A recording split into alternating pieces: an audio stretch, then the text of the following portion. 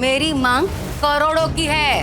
क्या बोल रही हो तुम? सच, झूठ मत बोलना कि आपका बेटा करोड़पति नहीं है।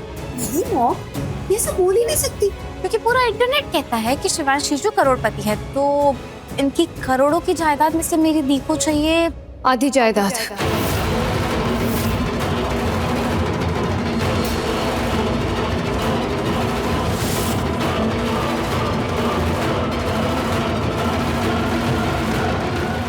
अरे ये क्या, दामा जी ऐसे कैसे चले गए? कब से तो पूछ रहे थे कि आपको कितना चाहिए, क्या चाहिए, बोलिए।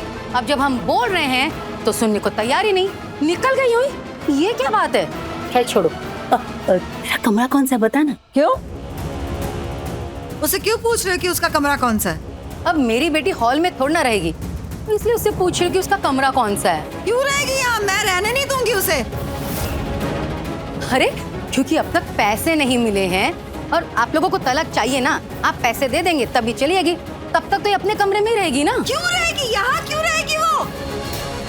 पता था मुझे कि आप ऐसा ही कुछ करेंगी।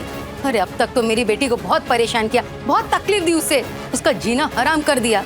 आपके बेटे ने धोखे से शादी की थी मेरी बेटी के साथ, फिर भी मेरी बेटी ने कुछ नहीं कहा, क्योंकि मैंने अपनी बेटी को समझाया था कि तू चुपचाप से शादी वाले दिन अपने घर चली जा, वही तेरा ससुराल है, वही तेरा पति है, तू शांति से उसके साथ रह। मेरी बेटी ने चुपचाप से सुन ली मेरी बात, क्योंकि वो बहुत सीधी है, उसने कुछ नहीं कहा। और मुझे पूरा विश्वास है कि उसने अपना पत्नी धर्म बराबर से निभाया होगा, एक बहू का फर्ज अदा किया होगा। लेकिन जब बात शिवांश की आई तो मुझे ये भी पता है कि शिवांश ने अपना फर्ज नहीं निभाया, उसे घर से बाहर निकाल रहा है। इसीलिए अब मैं अपनी बेटी के साथ यहाँ रहूंगी, उसे उसका हक दिलवा के रहूंगी। और अब मुझे ना इस जंगल राज में उसे अकेले छोड़ने की बिल्कुल भी हिम्मत नहीं है। बहुत डर लगता है उसे यहाँ अकेले छोड़ने, पता नहीं आप उसे जान से मार देंगी तो। इसलिए मैं उसका साथ दूंगी और यहीं रहूंगी मैं। और मैं भी कहीं नहीं जा रही, मैं भी यही रह रही हूँ। हाँ बेटा, गायत्री तू भी यहीं रहेगी, क्योंकि हम दोनों को तो अलग अकेले रहने की आदत नहीं है। एक रात भी हम लोग एक दूसरे के बगैर नहीं रहे, तो ये हमारे साथ ही रहेगी। मतलब मैं और गायत्री तो यहाँ रहेंगे, साथ में प्रार्थना भी है, मतलब हम तीनों यहाँ रहेंगे साथ में। चलिए माँ, मैं आपको अपना कमरा दिखा देती हूँ जहाँ मैं रहती हूँ, फिर आपको मेहमानों वाले कमरे में लेकर जाऊंगी। हाँ बेटा। क्यों? मेरी माँ के लिए वो वही रहेंगी ना। क्या मतलब? मतलब अभी तो कहा मेरी माँ ने, हम तीनों यही रहेंगे। प्रार्थना, तुम हद पार कर रही हो। सबने हद पहले ही पार कर दी थी, मैं तो अब अपनी हद में आई हूँ। ये तुम गलत कर रही हो प्रार्थना। सही गलत जो भी है, अब सहने की आदत डाल लीजिए, क्योंकि हम तीनों तो यही रहेंगे, चाहे आप चाहें या ना चाहें। अगर आपको हमारा यहाँ रहना अच्छा नहीं लगता तो फिर हमारे पैसे दे दीजिए, हम यहाँ से चले जाएंगे। गायत्री ने अभी कहा ना कि शिवांश के पास करोड़ों रुपए हैं, तो उन करोड़ों में से आधे करोड़ हमें दे दीजिए, हम तब भी के तब भी चले जाएंगे। कल देंगे, हम कल चले जाएंगे, पर बिना पैसों के तो नहीं जाएंगे।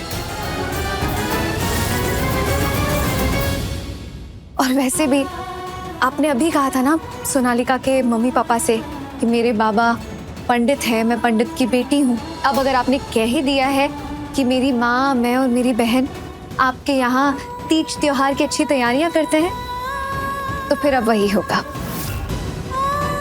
और वैसे भी मेरा मनपसंद त्योहार आ रहा है, श्रीनाथ जी का त्योहार, जन्माष्टमी। उस रात बाल गोपाल की पूजा मैं ही करूंगी, मेरे मन को शांति मिलती है। तुम्हारी मन की शांति को मैंने आग ना लगा दिया तो कहना।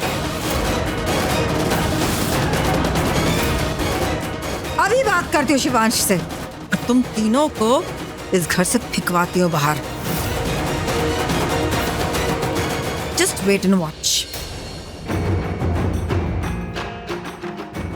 वाच तो अब ये करेंगी, अब हम तीनों इसी घर में अपना हक जमा के रहेंगे, हर गलत चीज को सही करेंगे।